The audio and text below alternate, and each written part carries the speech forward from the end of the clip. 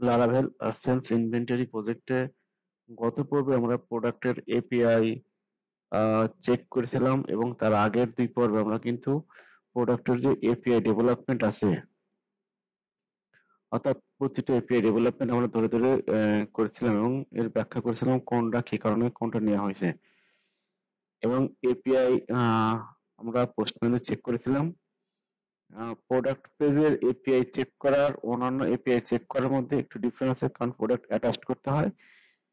প্রোডাক্টের ইমেজ আছে, ইমেজ যদি অ্যাটাচ না করা যায় তাহলে একটা নাল এটা এরর দেয়। আমরা কিন্তু গত পর্বে সেটাও দেখেছি যে আপনি একটা প্রোডাক্টে কিভাবে এর এপিআইটা চেক দিবেন। তা এপিআই চেক কমপ্লিট। আজকে আমরা এর ফন্টিন নিয়ে কাজ করব, অর্থাৎ এর ফন্টিন ডেভেলপমেন্টের যে বিষয় আছে সেগুলো দেখবো। আমরা সার্ভারটাকে রান করি। মোটামুটি আমি লারাভেল শিখতেছি এবং আমি যেটা শিখছি সেটাই আপনাদের সঙ্গে শেয়ার করতেছি।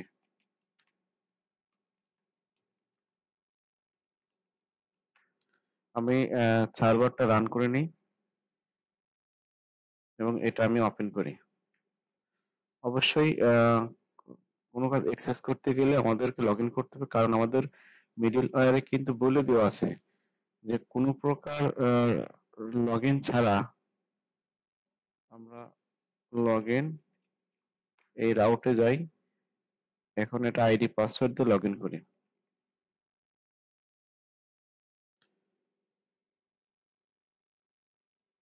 আচ্ছা, এটা এটা ইউজার দেবে, কারণ আমরা কিন্তু সার্ভারটা রান করি নাই। অ্যাপাচি রান করলে এটা হবে না, কারণ আমরা লোকালে কাজ করতেছি। এটা আমাদের আরেকবার রিলোড দিয়ে কাজ করতে হবে। পাসওয়ার্ড ছিল 123। লগ ইন সাকসেসফুল হয়েছে। তো এখানে যদি আমরা প্রোডাক্টে যাই, প্রোডাক্ট আউটটা তো পাওয়ার কথা না, কারণ আমাদের প্রোডাক্ট আউট নাই। প্রোডাক্ট লিস্ট নট ফাউন্ড, অর্থাৎ প্রোডাক্ট পেজে যখন গেছে প্রোডাক্ট লিস্টের মধ্যে কিচ্ছুই পাই নাই। এই রাউট আছে কিনা আমরা এই রাউটটি চেক দিই। এই যে প্রোডাক্ট পেজে ঠিক আছে, কিন্তু এখানে আমাদের বলতেছে আমরা যখন এই রাউটে যাব, যখন আমরা প্রোডাক্ট পেজ হিট করছি তখন আমাদের কিন্তু ডেটাটা আমাদের কন্ট্রোলারে নিয়ে আসছে, অর্থাৎ এই রাউটে নিয়ে আসছে। এই রাউটের মধ্যে আসার পর প্রোডাক্ট লিস্টের যে বিলেট ফাইলটা ও কিন্তু পাই নাই। তা আসেন আমরা প্রোডাক্ট বিলেট নিয়ে কাজ করি। এখানে ক্যাটাগরি কাস্টমার ড্যাশবোর্ড আমরা ক্যাটাগরি করেছি, ড্যাশবোর্ড অনেকটাই করেছি। ড্যাশবোর্ডের ফাইনাল ভার্সন এখনো আপডেট আমরা করি নাই, আমরা পরবর্তীতে করব। এখানে আমরা একটা ফোল্ডারের মধ্যে রাখি, কারণ কি প্রতিটা জিনিস যাতে বোঝা যায়। PRODUCT প্রোডাক্ট, এই প্রোডাক্টের মধ্যেই আমরা কাজ করব। Product list dot dot PHP. এখন যখন এই রাউটে যাবে ও কি করবে, এই বিলেট ফাইলে পাঠিয়ে দেবে। তো এখন আপনি যদি রিলোড দেন এটা ফাঁকা দেখাবে, পাইছে কিন্তু ফাঁকা। তো আমাদের এখানে একটা টেমপ্লেট ইনক্লুড করতে হবে। তো আমরা ওই টেমপ্লেটটা কপি করে নিয়ে আসি। পূর্বের মতো যে টেমপ্লেট গুলো নিয়ে আমরা কাজ করছি, এখানে ক্যাটাগরি যে টেমপ্লেট আমরা নিয়েছিলাম ঠিক এই টেমপ্লেট আজকে আমরা লিস্টিং শো করাবো। অর্থাৎ যখন একটা ক্লায়েন্ট তার প্রোডাক্টটা দেখতে যাবে কি কি প্রোডাক্ট আছে, এখানে আসার পর একটা লিস্ট আসবে, সেম ক্যাটাগরি সেম কাস্টমারের মতো একটা লিস্ট কিন্তু আসবে। তা আমরা এই লিস্ট কিন্তু শো করেছিলাম আমাদের এখানে যে ডেটা ডেটা টেবিল নিয়ে, অর্থাৎ আপনি যদি ডেটা টেবিল না জানেন আপনি ডেটা টেবিল নিয়ে কাজ করতে পারবেন না। ডেটা টেবিলে আপনি আসেন, ঠিক এইভাবে একটা ডেটা টেবিল একটা প্লাগইন নিয়ে কাজ করার সুবিধা কি, আপনাকে বাড়তি কোনো কোড করতে হবে না। আপনি যদি এখানে সার্চ করেন একটা চলে আসবে, শর্ট করতে পারবেন, আপনি প্রেজেন্টেশন করতে পারবেন। তো এই বিষয়গুলো আপনার করতে গেলে আপনার বাড়তি কিন্তু এক্সট্রা কোড করতে হবে। তা আমি আরেকটা আহ, কন- আমার ইউটিউব চ্যানেল আছে কিনা আপনি দেখে নিন, আমার এই মুহূর্তে মনে পড়ছে না যে এটা ছাড়া এই ফিল্টারিংটা করা আছে কিনা। না, আমি আরেকটা পর্বে দেখাবো, অর্থাৎ আরেকটা সিরিজে একটা আধা ঘন্টা বা 40 মিনিটের একটা টিউটোরিয়াল করে এটা দেখাবো। তা আসেন আমরা যে কাজ করতেছিলাম এখানে আমাদের প্রোডাক্ট পেজ, প্রোডাক্ট পেজে কোনো কন্টেন্ট নাই। চলেন আমরা টেমপ্লেটটা নিয়ে আসি। প্রোডাক্টটা নিয়ে আসছে। এখন এটা দেখতে কেমন দেখা যাবে? আগে ব্ল্যাঙ্ক ছিল, এখন কিছু আসছে। বাট আমরা তো চাচ্ছি যে এর সাইড বার নেভিগেশনটা আসুক, উপরে আমার লোগোটা আসুক, এবং এর যে অন্যান্য বাটন আছে সেইগুলো আসুক। ক্রিয়েটটা একটু সুন্দর করি। ক্রিয়েটটা আমি যতই সুন্দর করি এখানে কিন্তু এভাবে কাজ হবে না, কারণ আমাদের বুটস্ট্র্যাপের যে টেমপ্লেটটা আছে ওই টেমপ্লেটটা আমরা এখন মাস্টার টেমপ্লেটটা কল করি।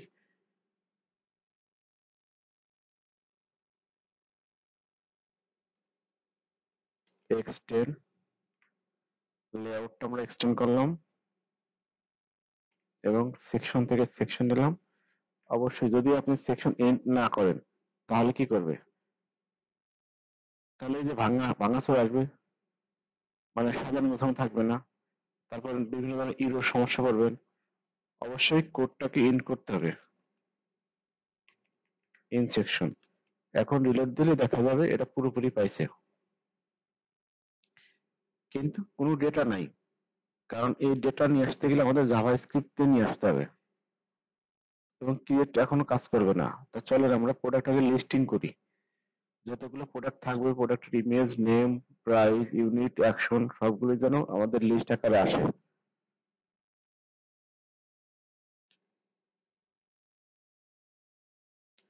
এই যে এখানে প্রোডাক্টটা যদি আসার জন্য আমাদের কিন্তু গেট লিস্ট থেকে প্রোডাক্টটা কিন্তু আমাদের যে গেট লিস্ট রাউটটা কিন্তু কল করে নিয়ে আসতে হবে।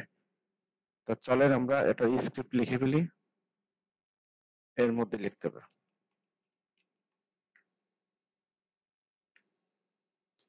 গেট লিস্ট আমাদের লিস্ট তো করাই হয় নাই। এস ওয়াই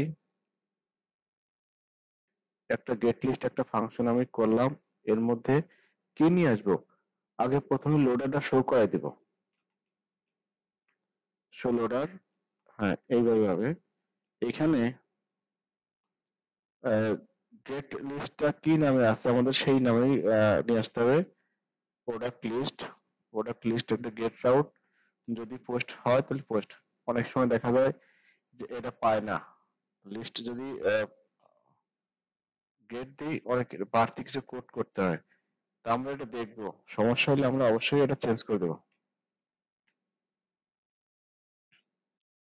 এবং এখানে যে ডেটা টেবিল আছে, অর্থাৎ গত পর্বে আমরা যে কাজগুলো করেছিলাম সেই একই কাজ কিন্তু আমাদের এখানে করতে হবে। তা আমরা একটা কাজ করতে পারি। আহ গত পর্বের বিষয় যা করতাম সেগুলো তো কপি করে আনো হয়ে দিতে পারি। ডেটা টেবিল, তারপরে ডেটা লিস্ট, অর্থাৎ এই যে এখানে যে লিস্টটা আছে, ডেটা টেবিল ডেটা লিস্ট, এর মধ্যে বডির মধ্যে ডেটাগুলো যে ইনপুট করব, করতে গেলে আমাদেরকে ডেটা টেবিল ফাংশন তো কল করতে হবে।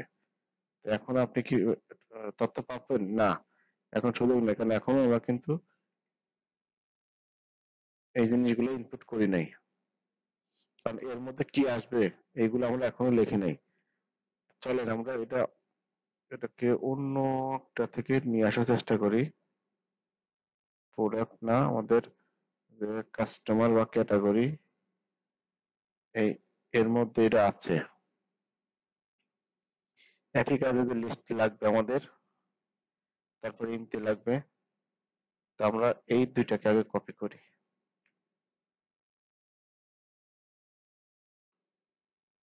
এই দুইটা আমরা নিয়ে আসলাম। এরপর আমাদের যে আরএস ডাটা ফাংশনের যে বিষয়টা আছে সেইগুলো আমাদের নিয়ে আসতে হবে। তারপরে ইমেজের যে ইউআরএল আছে সেই ইউআরএল আমাদের দিতে হবে। এর মধ্যে আর একটা কাজ আছে, আমরা এই এটাও নেই, এটা আমরা এডিট করি।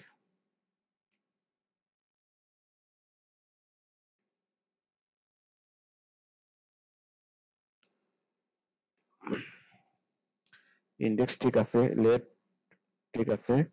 এখানে যে আইটেম নেম, অর্থাৎ এই ইন্ডেক্সের জায়গায় আমাদের ইন্ডেক্স তখন হবে না, আমাদের এখানে কিন্তু ইমেজ আছে। তা এইভাবে নেওয়া যেতে পারে যে আইটেম এবং ওইটা হলো ইমেজ ইউআরএল, আইএমজি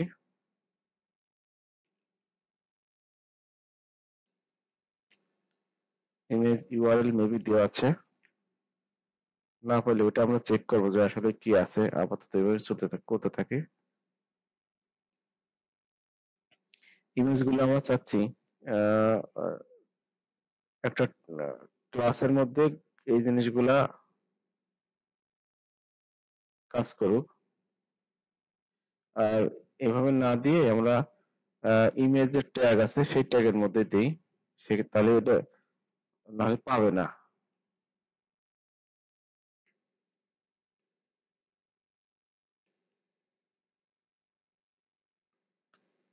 সেটা এইভাবে আর ভালো হয়।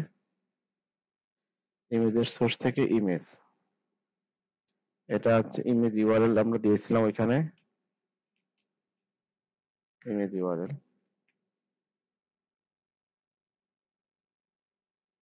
এটা একটা সাইড করে দিই, তাহলে আর ভালো হবে।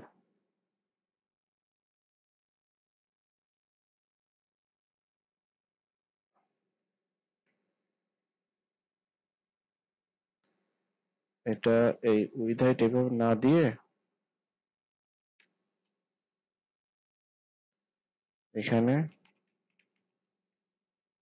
ক্লাস দিয়ে দিই, ক্লাসের মধ্যে আমি সবকিছু দিয়ে দিই। যেমন এর উইথ হবে কত, আমরা দিলাম যে 15, এবং হাইট হবে অটো। এলটি ট্যাগ না দিলে সমস্যা নাই, এসআরসি ইমেজ ইউআরএল। এরপর কি হবে, নেম হবে, প্রাইস হবে, প্রাইস হবে, এরপর ইউনিট হবে, নেম প্রাইস ইউনিট। এটাকে আমি দিই ইনফো, ডেঞ্জার। মোটামুটি কি হলো ঘটনাটা আমরা দেখি।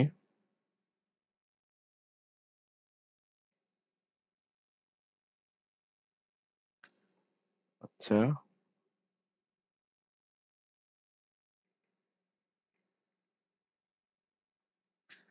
গেট লিস্টের ফাংশন আমরা কল করি নাই, গেট লিস্টের ফাংশনটা কল করি, এবার আসলে এখন বোঝা যাবে। লোড দেই এবং সমস্ত ডেটা পেয়ে গেছে। এখানে এই ইমেজটা ঝামেলা ছিল ওই জন্য পাই নাই, সমস্যা নাই। আমরা এটা ডিলিট করে দেবো, এর ইউনিট প্রাইস কেজি কেজি হিসেবে থাকবে। আচ্ছা, এখানে প্রাইসটা কেন যেন আনডিফাইন আসছে, প্রাইস না, আচ্ছা, পিআরআইসি প্রাইস, এটার নামের স্পেলিং ভুল ছিল, প্রাইসটা মোটামুটি চলে আসছে। তো আমরা এই পর্বে কিন্তু ডেটা লিস্টিং বিষয়টা দেখেছি। তো এখানে আমরা কিন্তু ওই যে ডাটা টেবিল থেকে এটা কল করছি, যাতে অটোমেটিক ভাবে এই যে এখানে আহ, আচ্ছা, ডেটা টেবিল দিয়ে কোনো কাজ করে নাই কেন?